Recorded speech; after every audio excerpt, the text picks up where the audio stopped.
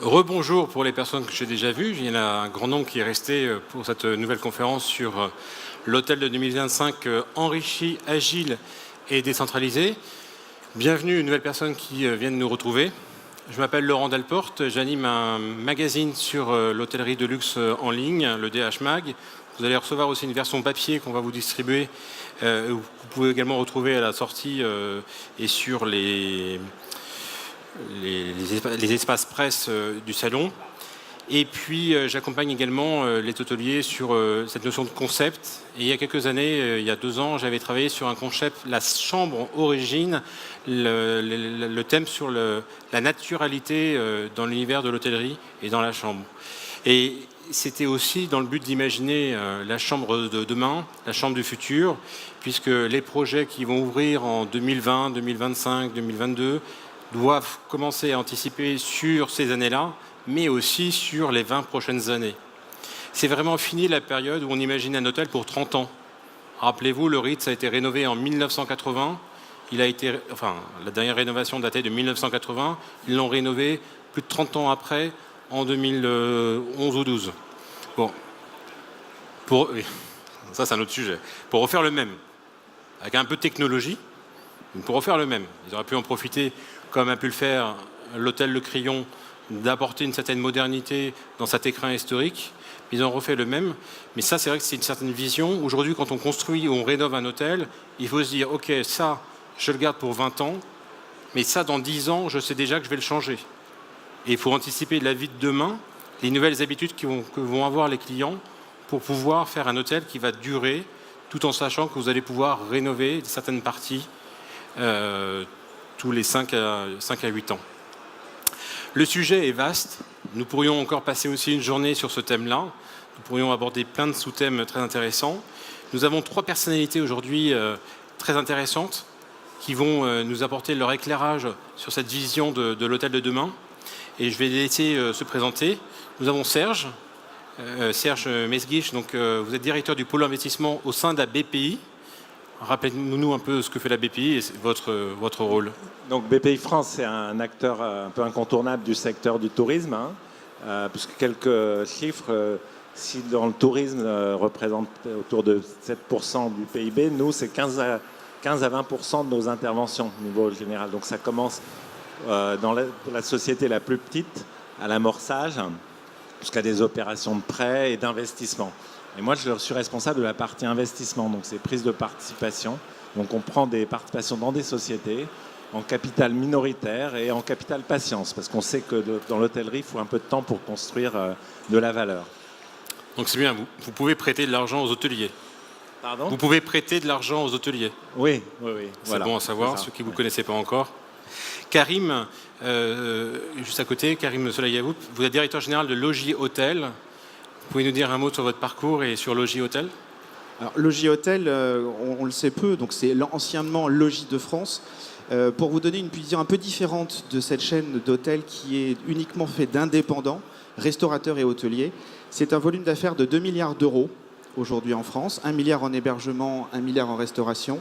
C'est 16% de part de marché de l'hôtellerie en France, y compris l'hôtellerie intégrée. Et c'est 47 000 chambres. C'est un peu plus que le tiers du parc du Groupe Accor. Cette chaîne d'hôtels existe depuis maintenant 70 ans, puisque 2009 c'est le 70e anniversaire, avec comme unique vocation de soutenir et de développer l'hôtellerie familiale et indépendante. Et si je vais dire un mot, un dernier, c'est que pas un cent des cotisations ou des revenus de logis ne vont à des fonds d'investissement qui soient qataris ou chinois. Merci. Laurent Duc, Lumi. Alors, bonjour, je m'appelle Laurent Duc. Je suis entré dans ce métier, j'avais 16 ans, et je suis directeur, j'ai 55 ans aujourd'hui. Je suis directeur d'hôtel depuis l'âge de 23 ans. Donc, j'ai juste un peu de passif et de nouvelles technologies aussi avec moi, puisque justement, c'est un sujet qui m'est cher et en même temps qui est accessoire, et c'est mon credo.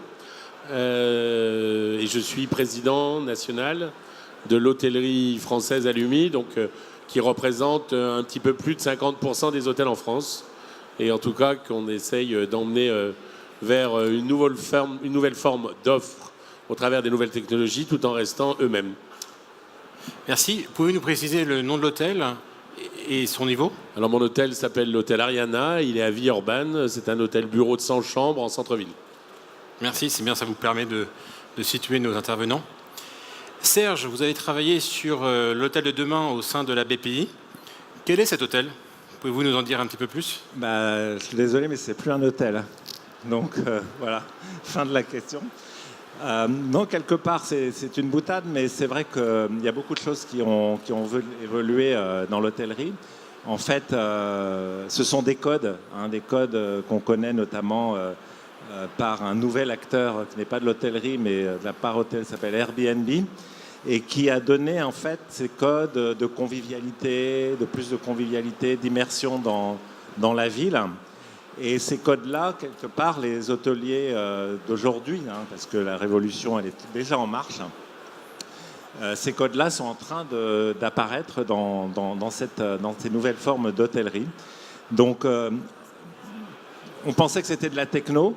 Aujourd'hui, on est dans un salon qui s'appelle Food Hotel Tech. Et bizarrement, ces nouveaux codes, quand on les regarde un à un, sont des codes qui sont plus dans l'humain que dans la techno. La techno, quelque part, on l'a déjà. On a notamment l'accès, l'expérience, le parcours client pour accéder à la chambre, pour la réservation, être facilité. Ça a été une énorme révolution. Mais aujourd'hui, tous les hôtels sont en train de repenser l'intérieur, la convivialité, des espaces communs, des espaces hybrides, où on peut accueillir des familles, des individuels. On est plus dans la ville. On peut trouver un hôtel où il y a à la fois de l'hôtellerie, de la restauration, un espace plus ouvert.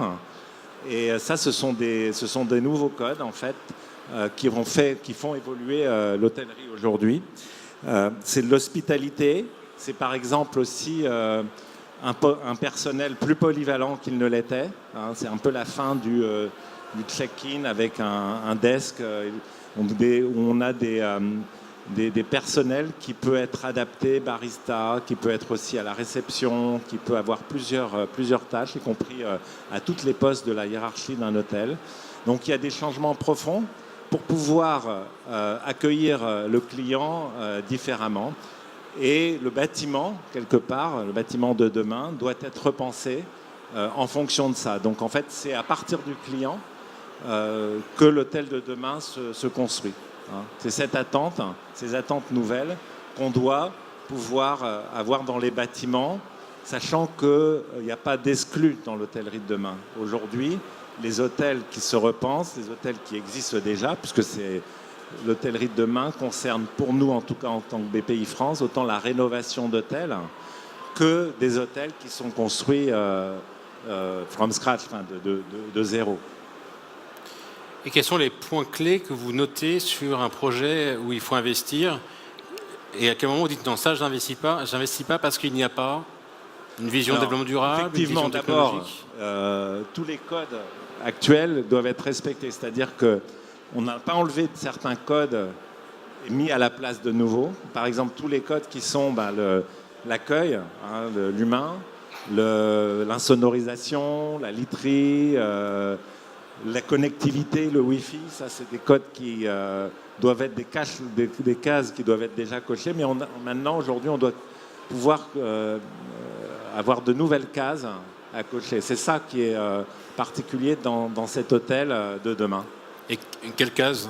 Ce que j'ai dit tout à l'heure, c'est-à-dire être plus proche, l'immersion dans la ville, un hôtel plus ouvert, un parcours digital simplifié aussi, donc check-in, check-out, tout pour faciliter finalement le client. C'est pas forcément dans la chambre. La chambre, en fait, l'hyperconnectivité dans la chambre est une possibilité qui est ouverte à l'hôtel, mais c'est dans les espaces communs qu'on va trouver ces nouvelles cases. Et le développement durable, l'environnement? Alors, pour nous aussi, l'hôtel, ça doit être aussi un témoin de ce qui se passe aujourd'hui dans le monde. C'est-à-dire que l'hôtel doit être exemplaire, une sorte d'appartement témoin en matière de respect écologique, également dans l'utilisation de l'énergie, dans l'utilisation de tout ce qui est jetable dans serviettes, etc., l'eau, Et donc, quelque part, je pense que l'hôtel de demain, c'est aussi une manière d'apprendre à toutes les nouvelles générations comment économiser les choses qui sont importantes pour la planète, l'énergie. Et est-ce que vous pensez que les hôtels en France vont dans ce sens-là, justement? Est-ce qu'il y a, par rapport à tous les projets que vous voyez... Oui, parce que les modèles économiques, nous, qu'on voit et qu'on doit financer, forcément évoluent dans ce sens. Il n'y a pas une rénovation ou une construction d'hôtels aujourd'hui qui n'intègre pas ces nouveaux critères. Qu'est-ce que vous voyez comme changement dans le business plan, dans le business model d'un hôtel? Alors, dans le business plan, il est clair que ça peut coûter plus cher, cette nouvelle hôtel, puisqu'en fait, on a plus de surface, notamment dans les parties communes. Donc, à un moment, on se disait, bon, on va un peu diminuer les surfaces de la chambre. Enfin, on peut jouer un tout petit peu là-dessus, mais pas forcément. Donc, compte tenu des coûts du foncier, c'est forcément des hôtels qui reviennent plus chers. Alors, comment on les amortit? Avec des activités nouvelles, mais on sait aussi que la restauration, les marges sont moins importantes que dans l'hébergement. C'est avec ces activités, mais c'est également repenser des modèles financiers avec des taux d'occupation plus élevés. C'est aussi faire venir des clients qui ne sont pas forcément dormir à l'hôtel, qui viennent prendre un verre au bar, qui viennent avoir des activités éventuellement de coworking. Donc, c'est aussi des modèles financiers à repenser, avec quelquefois peut-être plus d'apports en fonds propres. On voit aussi des foncières qui, quelque part, elles détiennent les murs, et des exploitants hôteliers qui font leur métier d'exploitants dans les règles de l'art. Mais c'est beaucoup de choses qui sont en train d'évoluer du fait de ces nouveaux concepts. On le voit d'ailleurs avec tous les acteurs nouveaux qui sont ces nouvelles chaînes de demain. Merci. Logis Hôtel, Karim, vous avez donné quelques chiffres, c'est impressionnant. 98, 130 millions de réservations, 1 milliard de chiffre d'affaires hôtel, 1 milliard de chiffre d'affaires restaurant. Vous êtes à la tête de cette organisation depuis quelques temps, pas très longtemps. Vous avez cœur à faire grandir cette marque et lui donner du sens. Quelle est votre vision de l'hôtel de demain? Alors, je partage un bon nombre de points qu'a évoqué Serge, à savoir que l'hôtel de demain, pour nous, c'est avant tout un lieu de vie, un lieu de rencontre. C'est un espace qui va être par nature hybride et communautaire.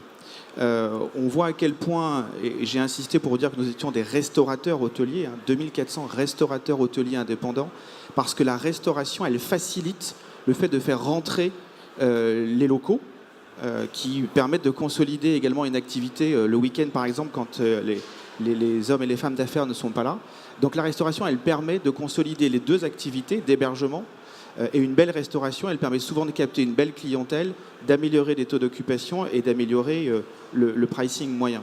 Donc la restauration en est un, et on voit à quel point il est difficile pour des établissements qui n'ont pas été conçus pour faire rentrer de la clientèle locale, de la faire rentrer dans un établissement où par nature les gens imaginent que c'est un hôtel, donc on n'y vient que pour dormir. Et donc l'enjeu, il est là demain, c'est que l'hôtel soit ouvert sur son environnement. Et le meilleur moyen pour qu'il le soit, on a parlé des activités bien sûr à proximité, c'est qu'il soit ancré dans sa culture.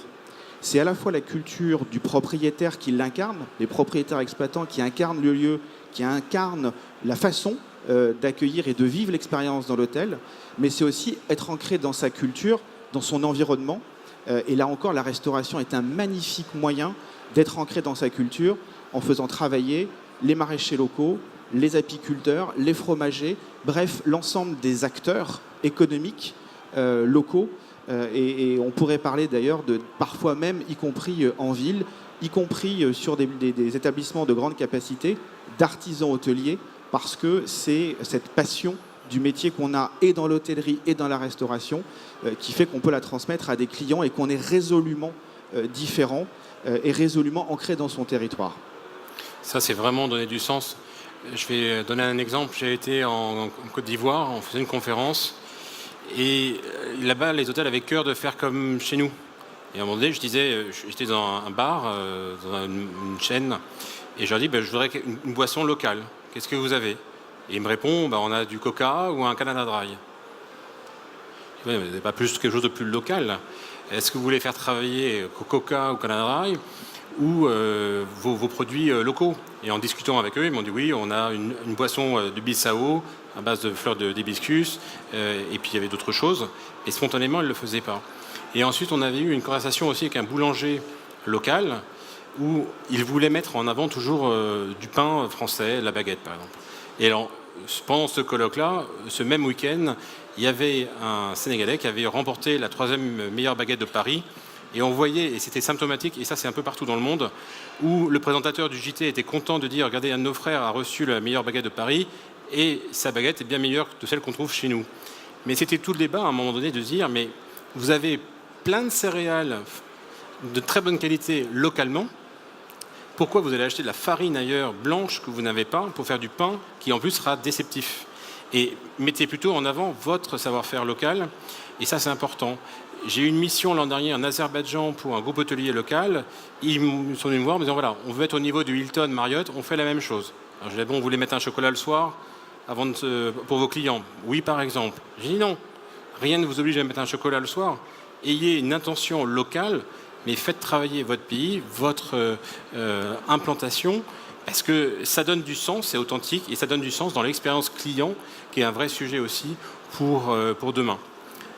Mais je vous laisse continuer. Oui, peut-être pour rebondir, aujourd'hui on montre en exemple notre blablacar du tourisme préféré qui est Airbnb, mais on n'a pas besoin aujourd'hui d'une plateforme pour qu'un restaurateur, un hôtelier, un acteur local explique les richesses à proximité, explique quels sont les endroits à visiter, les pistes cyclables qu'il faut emprunter pour découvrir le pays, etc. Et donc ça, c'est à nous, demain, en 2020-2025, de le faire vivre à nos clients quand ils sont chez nous. Et on n'a besoin d'aucune plateforme américaine ou indienne ou chinoise pour le faire. Et au-delà de ça, parce qu'on pourrait parler de développement durable, mais vous voyez le lien naturel du fait qu'il ne faut pas parler que de développement durable. Il faut parler pour nos marques, demain, d'abord de créer du sens, tu l'as dit Laurent, mais aussi d'avoir une véritable responsabilité sociale et environnementale. Et moi, le développement durable, c'est d'abord créer, maintenir de l'emploi, c'est former les jeunes de demain qui vont avoir cette vision de l'hôtellerie de 2020-2025, et c'est peut-être là l'enjeu, au-delà du développement durable, mais quand on est déjà, on travaille déjà au quotidien avec les apiculteurs, encore une fois, les producteurs locaux, et on les valorise sur les cartes, et c'est aussi les artisans locaux qui peuvent faire des têtes de lit, ce sont tous les prestataires qui sont sur le territoire, ben forcément on peut travailler efficacement sur la formation des jeunes, sur une dynamique de réseau et donner des opportunités dans notre réseau 2400 hôtels, restaurants. Ça donne des opportunités de progression et ça fait de nous le premier employeur du secteur CHR hors Île-de-France. En quoi vous pouvez aider les hôtels justement dans cette conquête de l'hôtellerie de demain? En quoi vous pouvez accompagner les hôtels dans cette conquête de l'hôtellerie de demain par rapport à ceux qui sont en ville, par rapport à ceux qui sont dans les zones plus rurales? Vous avez les deux dans votre réseau. Comment vous les accompagnez? Alors je crois que déjà pour les accompagner, il faut qu'on partage la même vision et le même projet. Et ça c'est un point important. Et c'est vrai que Logis, depuis 70 ans, si la marque est toujours là 70 ans après, c'est qu'elle a un ADN qui est extrêmement fort. Et les indépendants qui rejoignent Logis doivent partager cet ADN et doivent partager cette vision d'accueil du tourisme, d'ancrage dans sa culture et d'hôtellerie à visage humain. C'est le premier point. Et l'accompagnement concrètement, et ce qu'on apporte aussi aujourd'hui, j'ai entendu un des principaux intervenants tout à l'heure qui disait ils sont souvent isolés les indépendants, et ce qu'on leur apporte, c'est de l'accompagnement opérationnel avec 23 conseillers logis qui sont sur le terrain et qui leur apportent les solutions, pas des solutions de chaîne, mais la solution pour chaque indépendant, parce que certains ont plus besoin d'accompagnement sur la technologie, d'autres ont plus besoin d'accompagnement sur leur stratégie tarifaire ou leur politique produit, d'autres ne savent pas comment efficacement rénover leur établissement, d'autres se font tondre par des fournisseurs qui leur facturent entre 30 et 40% plus cher ce qu'ils pourraient facturer à d'autres, donc on a une centrale d'achat pour négocier en gros pour 47 000 chambres. C'est ça l'accompagnement qu'on fait, mais ce n'est pas un accompagnement pour faire de la marge, c'est pour qu'eux valorisent leur fonds de commerce, pour qu'eux aient les moyens de dégager de la marge pour rénover leur établissement. Et c'est cet accompagnement opérationnel terrain qui fait qu'on peut dire aujourd'hui à des indépendants, restez indépendants, mais ne restez pas seuls. On est une des solutions, mais il y en a d'autres. Merci. On reviendra plus tard sur d'autres sujets.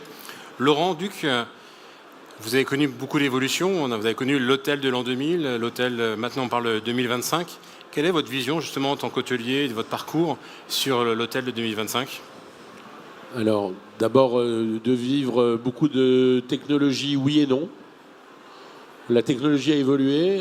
Moi, j'ai commencé à travailler en 80 avec des ordinateurs et des systèmes informatiques. Et j'ai toujours eu un système informatique de liaison ou de gestion de l'établissement qui a géré mon établissement. Alors, effectivement, aujourd'hui, avant, on avait des intermédiaires, ce qui a valu beaucoup de changements technologiques. Et qu'aujourd'hui, on est en marché biface avec des intermédiaires. Il n'y en a plus, en fait. On a des intervenants entre nous et le consommateur, ce qui change considérablement le marché. Mais au bout du bout, on offre toujours la même prestation, qui est du service et encore du service. Et je crois que 2025, je ne l'imagine pas autrement. En tout cas, un hôtel, sa vocation, c'est de vendre du service et donner des prestations. Un toit, un lit, on a tous compris que tout le monde savait faire. Derrière tout ça, il y a plein de choses et qu'on ne voit pas. C'est un peu comme la première page de l'ordinateur. On voit bien ce qu'il y a, c'est une belle image. Et derrière, il y a plein de choses. Et ben, c'est le même principe, un hôtel, pour arriver à donner une prestation et du service, la tranquillité, la sécurité, le confort, l'hygiène, eh bien, ce sont des services. Et ça paraît naturel, mais ça sera certainement, et j'espère en tout cas, le même travail, que ce soit un hôtel 1 étoile ou 5 étoiles, dans 5-6 ans. Alors justement, est-ce que demain, on peut imaginer des nouveaux services qui seront vendus en dehors de la restauration d'un spa et de dormir dans un hôtel ? Est-ce qu'il y aura d'autres services qui seront vendus ? Comment vous voyez ça ? Alors, la plus grosse révolution technologique que j'ai vécue, c'est la démocratisation de l'offre. C'est-à-dire qu'avant, dans un hôtel, on avait 15-20 chaînes de télé. Et chez soi, on en avait 3. Et maintenant, dans les hôtels, on a toujours 15-20 chaînes de télé parce que ça coûte une fortune de les avoir et que chez soi, on en a 200. Donc, il y a un moment où, par exemple, avant, on avait l'électricité dans les hôtels au début du siècle. Dans les hôtels, ce qu'on appelait hôtel, on avait l'électricité, c'était marqué électricité. Et aujourd'hui, on n'arrive pas à donner le même débit de Wi-Fi que vous avez sur votre box à l'hôtel. Donc, il faut s'adapter aussi à ça et savoir qu'offrir des services, ce n'est pas forcément des nouvelles technologies. C'est ce qu'on ne mettrait pas en œuvre chez soi, par des moyens de nouvelles technologies. Et ça, chaque hôtelier doit s'inventer dans la façon dont il le met en œuvre et dans la façon dont il l'offre. C'est justement la différence qui doit faire l'hôtel par rapport à ce qu'on vit au quotidien. Très intéressant. On disait souvent à une époque qu'on venait à l'hôtel pour découvrir des nouvelles choses à l'hôtel par rapport à son chez-soi. Et maintenant, c'est un peu une tendance parfois inverse où on veut retrouver à l'hôtel ce qu'on a au minimum chez soi et voire mieux. Et ça passe par tout un ensemble de choses. La semaine dernière, je reviens sur notre anecdote dans un hôtel. C'est la première fois que j'ai vu ça dans un hôtel. Au petit déjeuner, croissant, la charcuterie, les œufs, tout ce qu'on peut voir partout. Mais sur un autre espace, il y avait un espace complément alimentaire avec des capsules base d'artichaut, des capsules pour une détox, pour différentes choses. Il y avait des graines de chia, des différentes épices qu'on pouvait prendre en complément de son repas. Mais c'était très très poussé et ça, je l'avais jamais vu. Donc c'est une manière, vous voyez, de faire des choses simples, pas forcément technologiques, mais qu'on peut apporter en tout cas des bénéfices clients supplémentaires. Et ça, sincèrement, ça m'a un peu bluffé parce que je l'avais jamais vu. Et pourtant, j'ai visité beaucoup d'hôtels dans le monde et j'avais jamais vu ce bar à complément alimentaire pour vitaminer pour les clients, par exemple. Et puis, on vient sur la fameuse expérience client.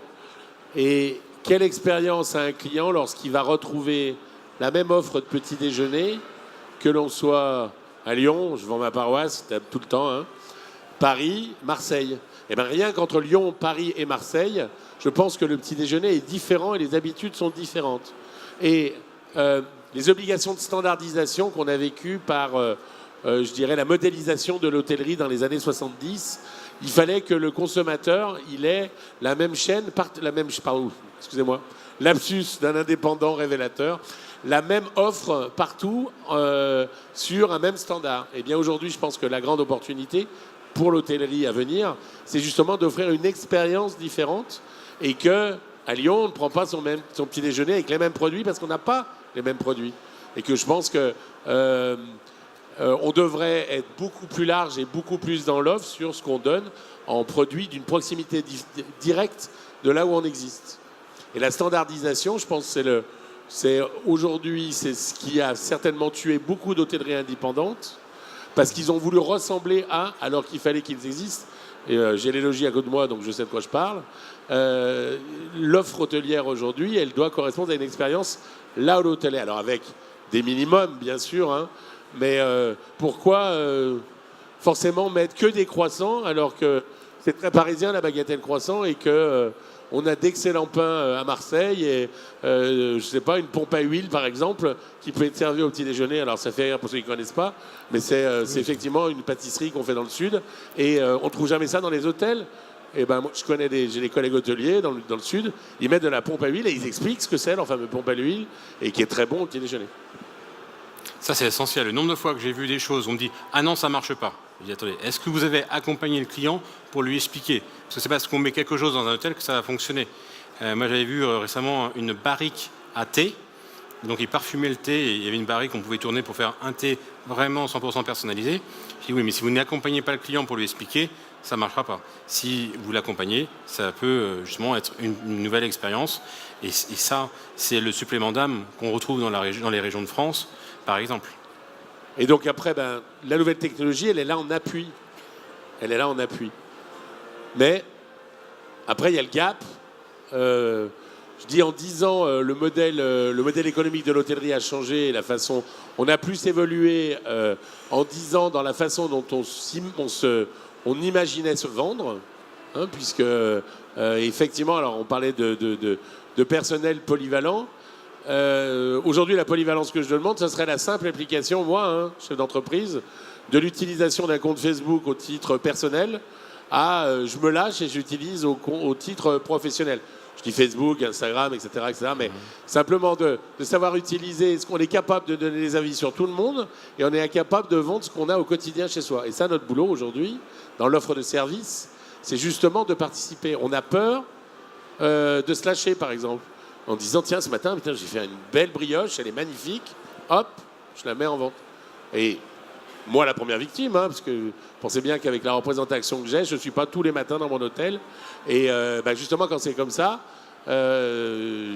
j'attends qu'ils le fassent. Et ils ont le réflexe de mettre les chiens écrasés dans la rue, mais pas la super bonne confiture qu'on a fait la veille, quoi. Dommage. Karim, vous voulez réagir ? Oui, moi je crois qu'il y a eu indéniablement dans les 10-20 dernières années une véritable course à l'armement sur plus de technologie, sur toujours du plus. Également une vraie logique de ratio de coût au mètre carré, de coût d'exploitation au mètre carré, y compris dans la logique d'investissement. Aujourd'hui, ça vaut combien un sourire ? Aujourd'hui, ça vaut combien le fait de repartir avec un chef qui vous a expliqué comment faire demain un gâteau au chocolat sans gluten. C'est très simple, même moi je sais le faire. Ça vaut combien de repartir en ayant appris et vécu ou raconté l'histoire d'un hôtel qui se transmet de mère en fille depuis 5 générations. Cela, je peux vous garantir, je sais où ils sont.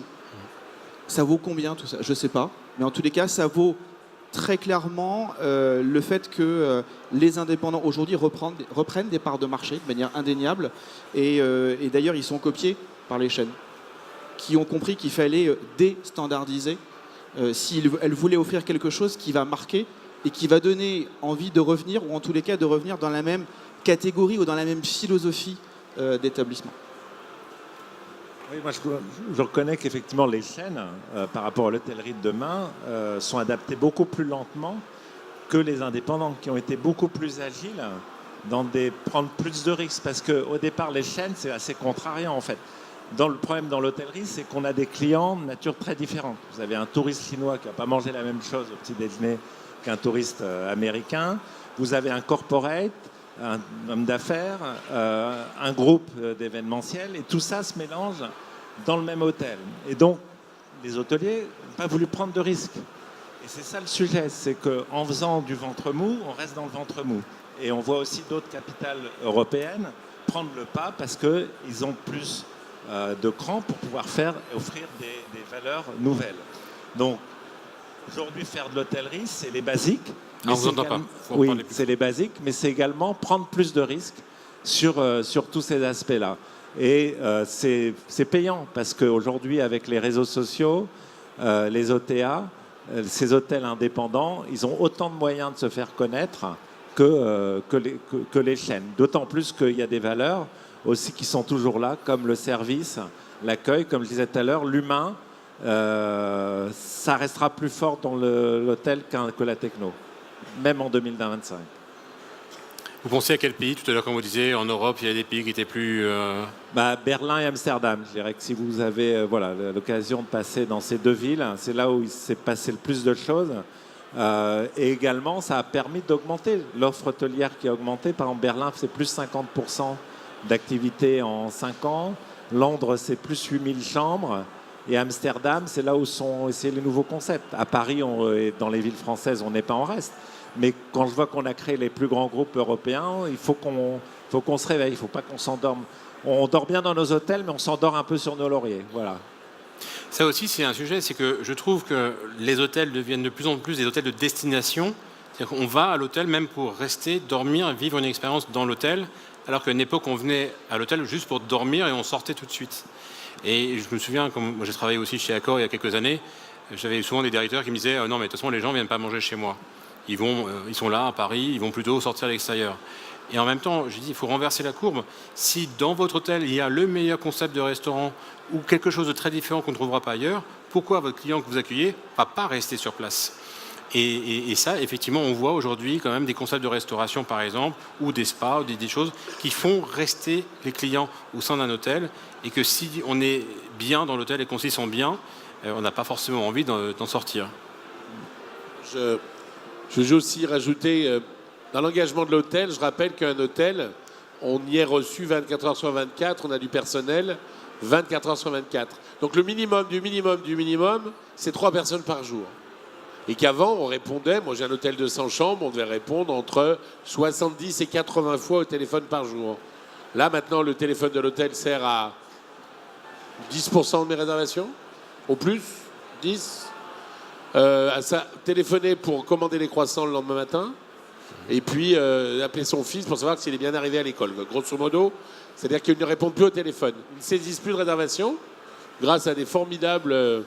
logiciels hôteliers qui permettent aux consommateurs de faire ce petit travail à notre place. Donc après valider, je regarde Laurence, là elle me regarde, mais elle sourit là-bas au fond. On a des vieux complices dans la salle, donc effectivement, plus la technologie avance et moins l'intervention humaine qu'on demandait à nos personnels n'existe plus. Moi j'ai commencé avec des téléx, vous voyez, et pourtant j'ai pas l'air d'un vieux con, hein, mais faut imaginer que la révolution c'était d'avoir un fax dans son hôtel. Je ne sais même plus ce que c'est un fax aujourd'hui. Oui, je reprends que technologiquement, et ça prenait énormément de temps à nos personnels. Et aujourd'hui, je reviens à mes fondamentaux, c'est-à-dire le service, le personnel et les hôteliers.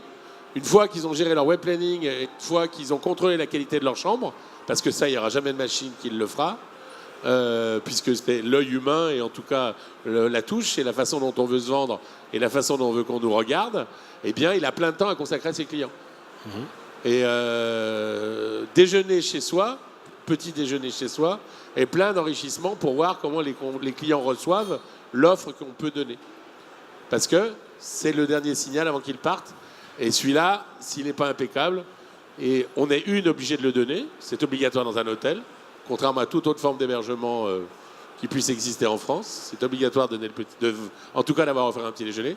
Et 2, c'est le dernier souvenir qu'a le client de l'hôtel. Donc c'est là que l'hôtelier va faire sa différence. Parce qu'après, tout le monde sait faire. Oui, c'est clair.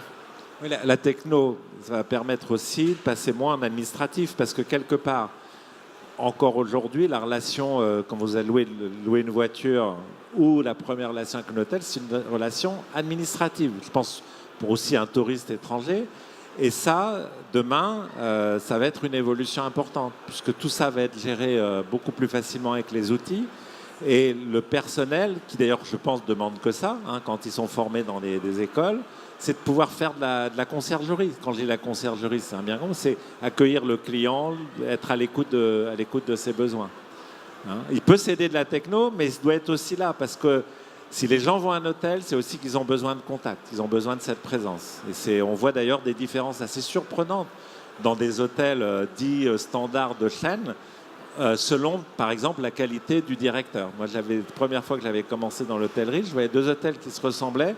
Je me disais, on va changer le directeur et un peu, quelque part, transformer la mentalité des équipes. Et je voyais des progressions sur le même emplacement, au même endroit, les mêmes chambres, de 10 à 20%. Ça sera toujours vrai, je pense. Karim ? Pour compléter, je pense qu'il n'y a pas de solution miracle. On dit souvent, pour désaisonnaliser, il faut s'équiper d'un spa. Donc là, on va à course à l'investissement, au financement, etc. Oui, peut-être. Est-ce que c'est la bonne clientèle? Est-ce que c'est le bon emplacement? Est-ce que ça correspond à la culture du lieu? Est-ce que ça correspond aux compétences des équipes? Il n'y a pas de solution miracle pour un établissement et ça passera forcément par un bouquet de services. Peut-être que pour certains, ce n'est pas le spa, c'est la conciergerie. Et là, on a des solutions digitales qui seront moins coûteuses. Mais encore une fois, il faut revenir au basique. Quel est mon positionnement? Quelle est la clientèle que je veux aller chercher? Quelles sont les compétences et la culture de mes équipes qui vont les accueillir et qui vont délivrer cette promesse qui me ressemble à moi en tant que chef d'entreprise par rapport à cet établissement qu'on a développé et construit. Il faut étudier toutes les solutions. Il n'y a pas de solution miracle. Il faut faire attention à ces recettes consistant à dire pour remplir le week-end ou remplir hors saison, il faut un spa. Pas forcément. Très simplement, des fois, organiser une visite d'escargot, une visite ostréicole, ça vous attire la clientèle famille dont vous avez besoin et qui vient le week-end. Il n'y a pas besoin de s'équiper d'un spa à 400 000 €. Et justement, est-ce que c'est pas aussi un frein, tous ces investissements qu'on doit faire par rapport à la technologie, par rapport à des tendances qu'on peut voir? Est-ce que tous les hôteliers peuvent se permettre de faire ça quand on a un hôtel 3 étoiles avec un business model assez précis? Est-ce que c'est pas parfois difficile? Alors, il est vrai que l'amortissement d'une chambre d'hôtel, on va parler d'amortissement, de sa décoration, alors il y a des incontournables qui sont le confort du lit et l'entretien général de l'établissement. Mais le changement de look, par exemple, c'est sûr que quand on a 3 pièces à faire et qu'on n'est pas obligé d'avoir des tissus non-feu, de durabilité et de salubrité, et puis une identité quand même un tout petit peu, on peut changer tous les 3 ans. Il y a un petit 5-7 ans d'amortissement sur l'aspect d'une chambre. Et le consommateur, aujourd'hui, la première chose qu'il demande quand il vient dans les établissements, qu'est-ce qui est nouveau? Mais est-ce qu'il faut tout rénover? Et c'est justement là, dans l'offre, il faut savoir régulièrement apporter une nouvelle offre, peut-être un nouveau type de chambre, un nouveau type de service. Aujourd'hui, à l'heure où tout le monde est sur son smartphone et très individuel, il n'y a pas un client qui arrive chez moi sans demander s'il ne peut pas regarder quelque chose sur un écran plus grand que celui de sa chambre pour partager avec quelqu'un d'autre. Alors qu'on a banni les écrans de télé collectifs qu'on avait dans nos établissements à une époque. Aujourd'hui, à nouveau, les gens, ils veulent partager en même temps quand ils voient quelque chose. Alors les matchs, une émission particulière, de l'actualité, etc. Mais aujourd'hui, on revient à remettre dans nos lobbies d'énormes postes de télévision ou de grands écrans parce que les gens veulent partager en même temps une même émotion plutôt que d'être tout seuls, puisqu'ils sont effectivement de plus en plus seuls et de plus en plus autonomes. Donc on les réinvite à nouveau. Donc nos lobbies doivent être plus grands, les espaces de partage, de coworking, etc. Les gens, ils veulent pouvoir travailler en regardant les gens qui passent en fait. Avant, nous, on faisait tout pour qu'ils travaillent sainement, dans leur chambre et qu'ils y restent. Aujourd'hui, ils préfèrent avoir des plus petites chambres, mais un grand espace où ils peuvent regarder les gens qui passent. Donc, faut se réinventer en permanence. Il faut toujours essayer de répondre. On est des marchands. C'est le consommateur qui dicte un petit peu sa loi, ce qui est normal. Si on ne répond pas au consommateur, déjà on est à côté de la plaque. Et en même temps, dans la capacité qu'on a à innover d'un investissement qui reste lourd et complexe. C'est bien d'imaginer le futur. Je reviens sur le passé. Souvenez-vous, dans les années 80 jusqu'à 95, justement, on travaillait dans sa chambre. Et quand on était dans un 5 étoiles ou un 4 étoiles, il n'y avait même pas encore 5 étoiles en France à l'époque, on avait ce grand fauteuil en cuir style président dans sa chambre, avec un bureau qui était très large. Aujourd'hui, quand on est dans une chambre d'hôtel, le bureau est très petit. Et même ce que j'aimerais voir moi demain, c'est un plateau que je pourrais prendre avec un bon coussin, que je pourrais me mettre sur le lit avec un bon oreiller beaucoup plus large pour pouvoir être assis sur le lit et travailler si je veux travailler dans mon lit, ou travailler sur une méridienne ou sur un fauteuil, ou à la limite prendre le plateau et avec mon ordinateur aller travailler dans les couloirs ou dans un espace de coworking, un espace convivial. Et ça change énormément. Ça, c'est des habitudes, effectivement, chez les jeunes, qui est de travailler dehors avec leur ordinateur. Et pour eux, travaillent plus efficacement dans un espace de coworking, pas loin du bar, hein, pas que le bar soit trop loin d'une bonne bière, que dans leur chambre. Ça, je ne sais pas, c'est dans 10 ans, 2025, si ça sera la même chose. Mais aujourd'hui, c'est comme ça, c'est un constat. Et c'est une évolution forte, puisque c'est les générations qui ont 25-30 ans. Donc, qui sont déjà des bons clients. Certains sont allés chez Airbnb, donc il faut les rattraper. Mais à 40 ans, ils seront tous dans les hôtels. Donc, est-ce qu'ils feront tous comme ça? Je ne sais pas. J'aimerais qu'ils vous entendent, monsieur. On va faire un sondage. J'aimerais qu'ils vous entendent. Je suis pas sûr que les millénials, s'ils soient tous dans les hôtels quand même. Hein. Justement, est-ce que vous avez des questions ou des réactions? Comment vous voyez l'hôtel de demain, ou quelles sont les questions que vous avez? N'hésitez pas à partager une expérience, un avis. Sinon, je vais viser des gens que je connais. Allez-y. Vous avez le micro carré. N'hésitez pas à vous présenter également. Bonjour, je m'appelle Sophie, je suis gérante d'une société qui s'appelle Bébelles Idées. J'aide des projets à impact positif sur la planète à se développer. Ma question, c'est, on parle de l'hôtel du futur, on a parlé un petit peu de développement durable, mais le futur, c'est aussi le changement climatique. Donc on n'a pas parlé de pollution, de dépollution de l'air dans les chambres ou dans les hôtels, on n'a pas parlé de solutions de végétalisation ou d'agriculture urbaine pour offrir un hôtel de demain qui pense à ces problématiques. La problématique est dans les rues de Paris et d'autres villes, et j'aimerais bien qu'on en parle aussi lors de cette conférence. Merci. Mais vous avez raison, c'est un sujet important. Moi, j'ai pas d'avis sur une solution quelle qu'elle soit. Et en fait, je pense que l'hôtelier a sa démarche personnelle et qui mettra en avant, et que il n'y a pas de solution ou d'obligation. Je pense qu'on a assez d'obligations comme ça globalement d'un niveau général, si on en rajoute. Et il est bien d'avoir une offre. Moi, je prends l'exemple, puisque vous prenez votre exemple, je vais prendre l'exemple le mien. J'ai un hôtel avec une cuisine pour mes clients. J'ai 100 chambres, donc j'ai supprimé une salle de réunion, et dans cette salle de réunion, j'ai fait une cuisine que je pense plus moderne que ce que les gens peuvent faire chez eux, et surtout où les gens peuvent se faire à manger ensemble, partager cette cuisine pour pouvoir le soir ne pas, n'en déplaise à mes collègues restaurateurs, toujours sortir tous les soirs quand ils sont 3 jours à l'hôtel, et ils peuvent se décider. Alors j'offre le minimum vital, c'est-à-dire la farine, les pâtes, l'huile, le beurre, le lait, et puis ils ont des magasins assez tard et ils peuvent se servir tard, et donc c'est un vrai engouement. Mais et donc, pour répondre à votre question, je leur fournis des herbes sur un balcon pour qu'ils puissent mettre du basilic, du persil, etc., etc. Et on leur explique qu'on le cultive, que c'est des herbes qui viennent de la campagne.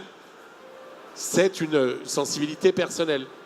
Il n'y a pas de réponse à apporter aujourd'hui, plus d'un hôtelier que n'importe quel autre citoyen, sur et le développement durable et le fait d'avoir des toitures végétalisées, etc. D'abord, c'est pas toujours possible, et puis ça correspond à la sensibilité de l'exploitant. Et c'est intéressant, moi il n'y a pas que de l'hôtellerie urbaine, Dieu soit loué. Je donnais un cas à l'étranger, j'étais à Dubaï, et j'ai posé la question bête en disant où est-ce que vous allez acheter à manger. Le chef m'a regardé et m'a dit à Rungis, Dubaï, Rungis. Donc il y avait une partie qui était envoyée par Rungis et une partie qu'on retrouvait en Pakistan. Vous avez d'autres marques, j'espère qu'elles vont le rester, je ne suis pas sûr, parce qu'elle vient de se faire racheter par un grand groupe international. La marque Six Senses, si vous allez dans un hôtel resort Six Senses aux Maldives, quand ils construisent l'hôtel, la condition sine qua non de pouvoir construire un hôtel, c'est d'avoir 3 ou 4 hectares pour cultiver des légumes, parce qu'eux ne vont pas acheter des haricots verts qui viennent de Rungis. Et ils vont faire leur bière locale. Alors évidemment, si vous demandez une bière internationale, vous ne l'aurez pas. Il y aura une bière qui est faite localement. Donc aujourd'hui, on peut faire beaucoup de choses. Et je pense, moi je le dis souvent aux hôteliers, soyez force de proposition. C'est un peu comme un chef. Vous allez dans un restaurant, vous dites « Ah, je ne sais pas quoi manger », le chef arrive, il va vous dire « Prenez ça, prenez ça ». Vous l'écoutez comme une parole d'évangile. Le chef a dit « Je commande, je vais goûter et c'est bien ». Mais pour moi, le directeur d'hôtel, c'est la même chose. Un chef de réception, c'est la même chose. Il faut pouvoir expliquer dans certains cas, voilà, chez nous, c'est plutôt comme ça, parce que justement, on fait attention à la partie environnementale et on ne va pas aller chercher les choses qu'on n'a pas. C'est d'ailleurs ce qu'on disait tout à l'heure aussi au début sur la partie RSE et même l'engagement local. Et c'est des choses vraiment importantes à rappeler. Je voulais dire simplement, par exemple, moi, j'habite une région où énormément de produits sont autour de chez moi et je voulais mettre en avant un circuit court, cesser le jus d'orange. Pourquoi cesser le jus d'orange? Parce que le jus d'orange, c'est... à part dans le sud de la Corse, il n'y a pas de jus d'orange. Donc, j'ai une réunion où il y a du jus de pomme, du jus de framboise, du jus de groseille. Donc, j'ai mis ça en avant. Et malheureusement, comme c'est le client qui me paye tous les mois, et que comme il n'y avait pas de jus d'orange, il a hurlé, quoi. Et donc, j'ai remis du jus d'orange, mais je ne peux pas faire l'impasse de lui proposer à la fois un jus de framboise ou un jus de pomme qui me coûte relativement cher, et du jus d'orange frais aussi, donc il faut que je choisisse, parce que si je mets l'ensemble, il y a de la péremption, etc. Il y a des fois où je ne peux pas trop multiplier. Karim. Moi, je voudrais vous répondre deux réponses. Vous avez entièrement raison. C'est à nous, marques, têtes de réseau, quand ce ne sont pas des chaînes, de sensibiliser et d'orienter ou de proposer en tous les cas des solutions à des indépendants, pour ceux que je représente, sur les enjeux développement durable et ce qu'on peut faire. Vous avez aujourd'hui dans l'ensemble des établissements hôteliers mondiaux une gabegie avec la savonnette qui est dans son sachet plastique. Quand est-ce qu'on l'enlève? Vous avez aujourd'hui des solutions qui peuvent exister, des choses. Nous, aujourd'hui, par exemple, on change notre segmentation. Et dans le changement de segmentation, on recommande, parce qu'on n'impose rien, mais on recommande et on sensibilise à l'installation de bornes électriques dans les hôtels, y compris indépendants. Bref, il y a des solutions qui existent. Maintenant, moi, j'ai envie de vous répondre et de vous dire, aidez-nous aussi à formaliser des propositions qui soient un peu plus lisibles, visibles et qui soient opérationnelles. Quand vous voulez. Encore une question? Oui, merci.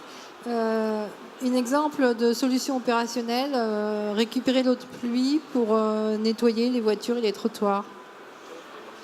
Récupérer l'eau de pluie pour nettoyer les voitures et les trottoirs. Alors, oui, vous avez raison. Encore une fois, toutes ces solutions, elles sont pleines de bon sens à l'échelle individuelle. Vous devez les mettre, et qu'on puisse les mettre en œuvre de manière efficace et que ça ne devienne pas une contrainte forte sur une exploitation qui est déjà en manque de personnel, qui a déjà des marges restreintes. Donc encore une fois, toutes les solutions, et c'était un peu le sens de mon appel, on a plein de solutions à titre individuel. Travaillons ensemble à des solutions qui soient, je ne veux pas dire industrielles, il ne faut pas exagérer, mais qui soient à l'échelle d'entreprise, avec des problématiques d'entreprise, de marge, de réinvestissement, de clientèle à aller chercher, et puis de blablacar du tourisme, d'OTA qui prennent 15% et de fournisseurs qui prennent 30% sur le compte de résultat. Utiliser le goutte à goutte qui existe déjà dans certains pays du Moyen-Orient pour favoriser le jardin bio et les herbiers de l'hôtel ou les plantes. Je vais vous donner un exemple très clair, madame.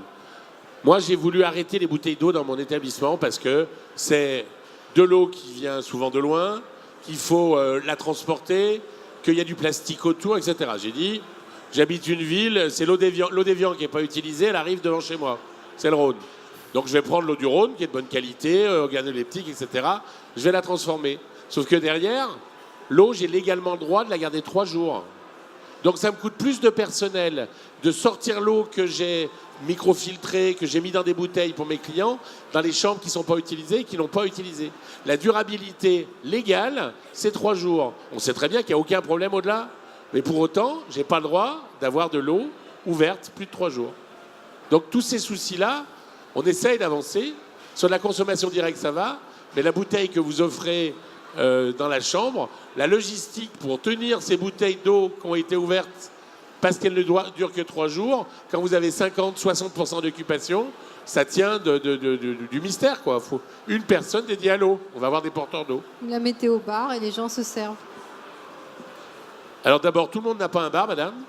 Et ce que je veux vous... Pardon? Non, mais les gens ont de l'eau dans leur chambre. Ils ont le droit d'avoir de l'eau dans leur chambre. Et cette eau-là, pour éviter les palettes et les kilomètres et le fioul qu'il faut pour transporter l'eau qui vient de 100, 200, 300 km de chez moi quand c'est pas plus, et ben voilà, la réglementation ne nous permet pas de le faire. Pour un exemple sur ce sujet, j'ai travaillé sur un concept où il y aurait un filtre à eau dans la salle de bain. Je ne parle pas du robinet de la salle de bain pour se laver. En plus, pour avoir accès à l'eau. Je rappelle qu'on doit boire entre 2 litres et 3 litres d'eau par jour. Moi, je trouve ça assez aberrant, même dans les hôtels de luxe, où on a des petites bouteilles qu'on doit acheter 8 €, alors que c'est... Enfin voilà, je ne paye pas, ou pas encore, la possibilité de respirer de l'air. Surtout que parfois l'air n'est pas forcément non plus la meilleure dans les hôtels quand ils sont fermés, tous les problèmes de climatisation qu'on peut retrouver, mais l'eau devrait être en abondance. Et c'est vrai qu'il faut trouver des solutions pour faire en sorte que je puisse... Mais à un moment donné, je pense que le client commence à évoluer, et si on lui met une gourde, une jolie gourde, un aspect, une carafe esthétique dans la chambre, et on lui dit, dans le palier, vous avez un accès où vous pouvez aller servir de l'eau, moi parfois je préférais faire ça et d'avoir mes 2 bouteilles de litres d'eau pour être tranquille, qu'on peut même mettre, elles sont nomades, donc elles ont un bouchon, on peut le mettre dans son sac et sortir et revenir dans l'hôtel et boire de l'eau, que d'aller prendre des bouteilles d'eau en plastique. J'ai eu une demande près de Tahiti, 80 000 bouteilles d'eau sur une année. Sauf qu'à un moment donné, on est responsable, il faut dire stop. Et quand c'est possible, là-bas c'est peut-être plus facile qu'en France, de dire non, il n'y a plus de bouteilles d'eau. Enfin, pas des bouteilles d'eau en plastique. Ça devient... Et ça changera à partir, grâce à vous, grâce à nous tous. Il faut que ça vienne du client également, qu'il soit moteur, et vous verrez que les hôteliers vont suivre, mais les choses évoluent. Une dernière question ?